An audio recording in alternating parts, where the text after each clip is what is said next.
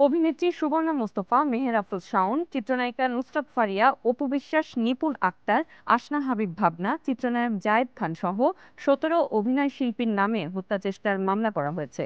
২০২৪ সালে বৈষম্য বিরোধী আন্দোলন চলাকালে রাজধানী ঢাকার ভাটারা থানাধীন এলাকায় এক হত্যাচেষ্টার অভিযোগ এনে মামলায় এই অভিনয় শিল্পীদের আসামি করা হয়েছে।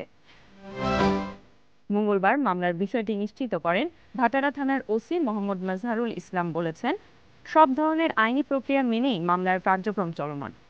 আদালতের আদেশের কপি পেয়েছি আমরা, সে অনুযায়ী ব্যবস্থা নেওয়া হচ্ছে।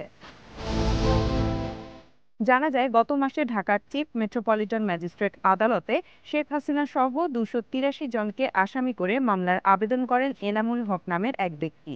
আদালতের নির্দেশে ভাটারা থানায় এই আবেদন এজাহার হিসেবে লিপিবদ্ধ করা হয়।